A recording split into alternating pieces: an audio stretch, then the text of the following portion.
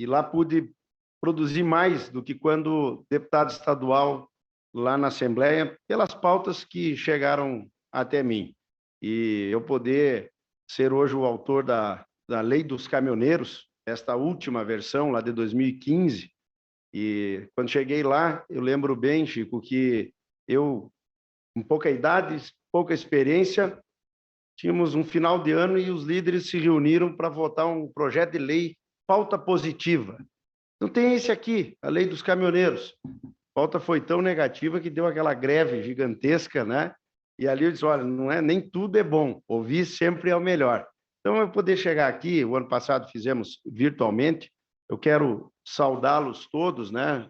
Saudar o Panzão, o meu querido Rebuse, o Benatti, o Mira, o Marcelo, né? O Malucelli, querido amigo, tem um compromisso lá no Paraná, né? Tem um compromisso esse ano no Paraná, e dizer aqui em nome da Raquel a satisfação de estar junto com um colega do Paulo Calef, né, que é o nosso Vanderlei Macris. O Macris e eu somos, inclusive, os criadores da Frente Parlamentar da Indústria de Máquinas e tantas lutas que tivemos juntos e nos identificamos, porque ali agora falávamos de maneira informal quais são os dois setores que nós ainda temos uma ligação de estar juntos setorialmente, justamente da indústria de máquinas e o setor de transporte. Eu, quando cheguei aqui, fiz questão de ligar, né, para esse meu querido amigo, eu sabia que falaríamos, mas para pedir licença lá, né? O gaúcho é meio metido, mas aqui em São Paulo, vamos devagar, porque os paulistas não são tão metidos assim, não dizem que são, eles são mais, mas vão fazendo e nós achamos que fazemos, né? Então, trago aqui também um abraço da turma do Rio Grande, que a Raquel representa. Ontem fizemos uma reunião justamente sobre a questão que envolve o DTE, Guilherme, né? Que eu já vou aqui, combinei com o Vanderlei, eu vou avançar em alguns pontos da pauta nesta informalidade. Temos um tema também na Anvisa, que está encaminhado já agora lá, por isso que conversar é o melhor jeito de fazer.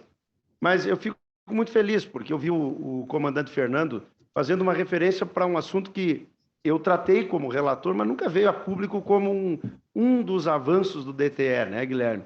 Que foi justamente esse tema da segurança. Eu não tenho dúvida que quanto mais você tiver a condição de saber o que está acontecendo, melhor você vai ter em vários aspectos, na arrecadação, vai poder controlar a segurança, a própria desoneração da folha. Se nós tivéssemos um sistema de controle da nuvem, talvez não pesássemos tanto para aquele que é formal, né? Então, você tem uma concorrência desleal gerada por tudo isso. Então, o DTE, para mim, é um dos pontos que eu tenho o maior carinho, porque realmente o Guilherme aqui disse, Chico, no início eu achei que ia apanhar. Eu lembro muito bem quando o Urubatã pediu para o Marcelo, escuta, vem aqui correndo. Mas como é que eu vou correndo? Eu estou em Porto Alegre, vou correr. Não, lá vai um avião te buscar aí. Eu digo, mas é tão ruim assim o negócio, né? Aí eu digo, não, vamos conversar com calma. E a gente pôde avançar muito, né? Avançamos, e por isso eu me sinto muito comprometido. Disse ao ministro semana passada, e o ministro estará aqui, e digo, Guilherme, a você, como disse ao Marcelo Sampaio, a ideia é maravilhosa. No entanto, não pode, meu querido presidente, o cargo da NTT é sempre tão cumprido, diretor-geral, esse aí, meu querido diretor-geral. Eu, como relator da Lei da Liberdade Econômica, que é muito parecido com o DTE, que é diminuir o peso do Estado, lá naquela lei, nós criamos, Vanderlei, análise do impacto regulatório. E o que é análise do impacto regulatório? Antes de tudo aquilo que o Guilherme apresentou aqui ser determinado pelo governo, fundamental que o Estado veja antes se aquilo não vai virar uma coisa por aí. Poderia citar o exemplo, uma hora bota o extintor, outra hora tira o extintor, outra hora bota o kit para você dar o kit de emergência no carro, outra hora tira. Uma hora bota a placa do Mercosul, outra hora bota outra placa. Esta análise regulatória, eu imagino que ela tenha sido feita com relação à ideia do DTE.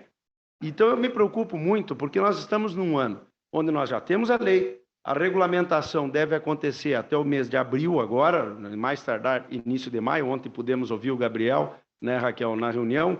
No entanto, nós temos um ano de eleição e no ano que vem, reeleito ou não, de qualquer forma, um novo governo.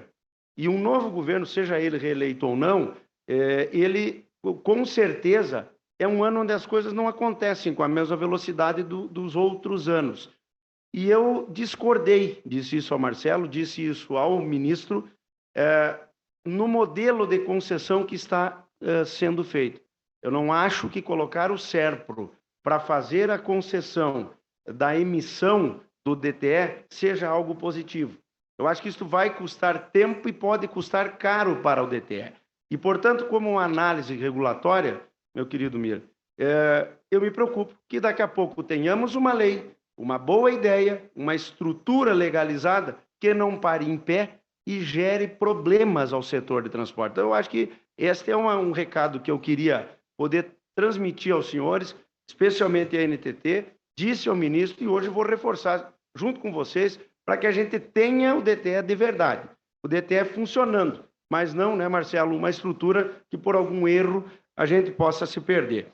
Bom, esse foi um ponto, então, que eu acho que cabe, Vanderlei, como um trabalho nosso, deixa o setor privado cuidar disso, porque o setor privado não vai gerar o custo que o Estado, lamentavelmente, não por má intenção de um servidor A ou B, mas pela máquina que o Estado tem, vai acabar gerando e vai, sem dúvida, Benatti, custar caro para os senhores e, ao final, custa caro para o consumidor.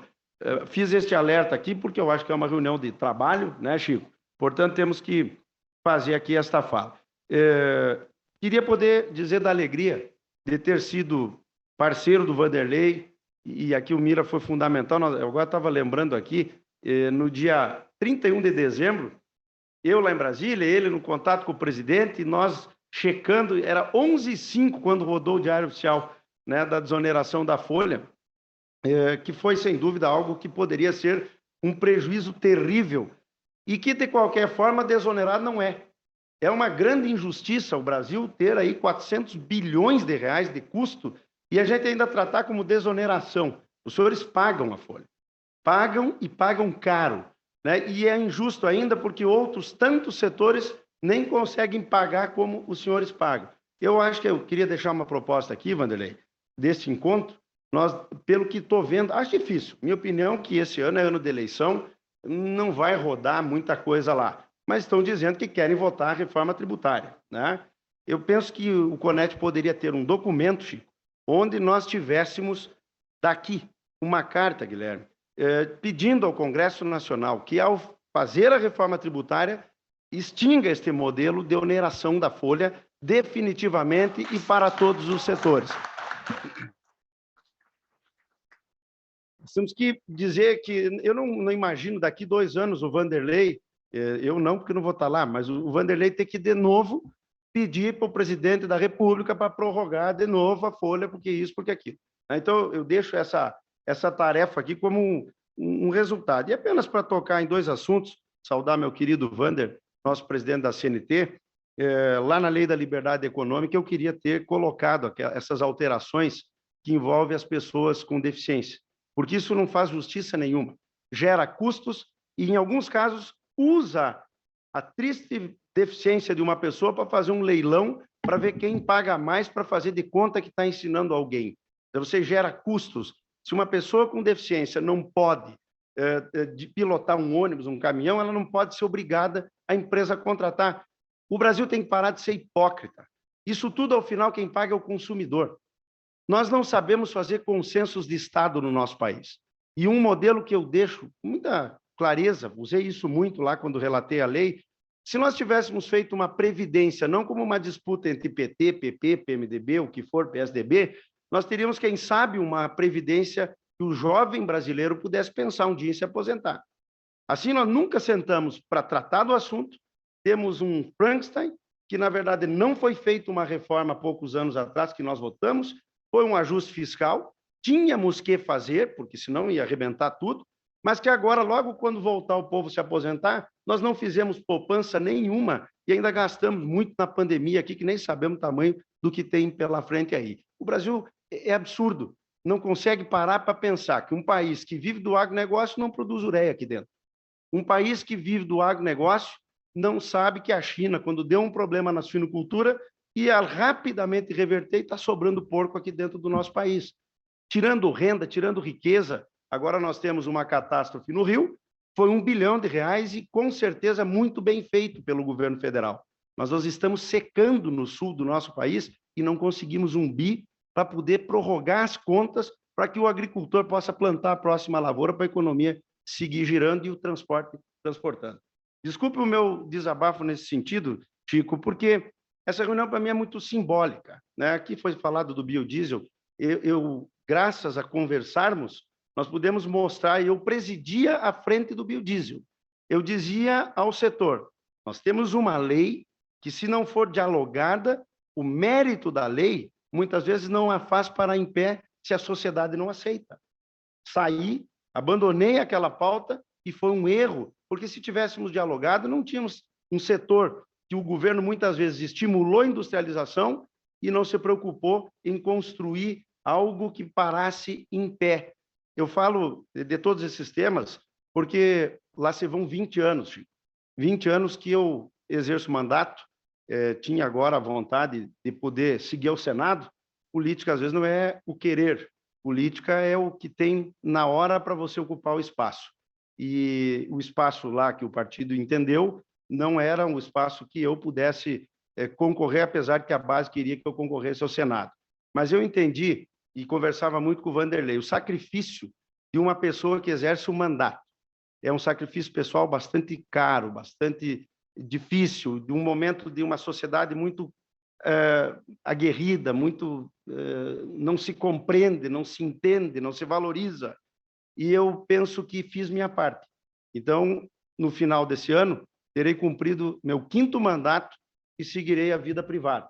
Mas fico muito feliz de chegar aqui, junto a colegas, como citei, a setores que eu ajudei, dizer que deixei o Código de Processo Civil relatado, deixei a Lei da Liberdade Econômica, a Lei do Motorista, o DTE, a exoneração da folha, tantas outras coisas que a gente fez ao longo do tempo e que estarão no meu livro, inclusive, que eu vou querer convidá-los para o lançamento, né? E vou lançar em outubro na Feira do Livro lá em Porto Alegre. Vou transformar num livro aquilo que pude fazer pelo meu Brasil. Eu só lamento que nós, enquanto sociedade, botamos tanta coisa fora de um país rico como o nosso, de um país com tanto futuro, que eu sempre digo, nós temos tantos defeitos e tanta vontade de derrubar o Brasil dentro do buraco, que a nossa sorte é que o buraco é menor que o nosso Brasil.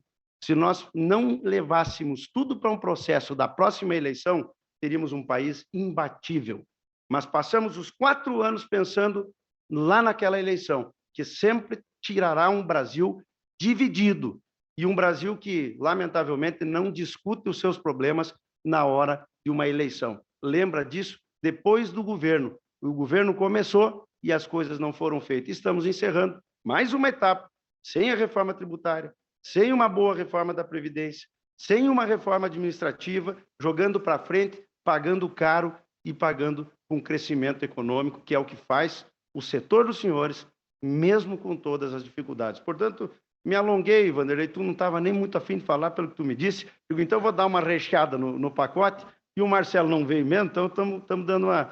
Mas para poder agradecer a confiança, o carinho, e dizer que ainda tenho, Chico, este ano, para trabalhar muito, e quero trabalhar e deixar tudo aquilo que for possível, Guilherme, feito naquilo que o povo me deu, e foram 5 mandatos que me orgulha muito e agradeço do fundo do coração, esperei e procurei honrar o Rio Grande e honrar o Brasil. E, com certeza, entendendo que aquele espaço não é meu, é um espaço da sociedade, mas posso olhar para a sociedade e dizer que tentei e fiz a minha parte do fundo do coração, com o maior empenho e com a maior dedicação. Contem sempre comigo e um prazer muito grande estar aqui com vocês, conversando nesse momento. Muito obrigado.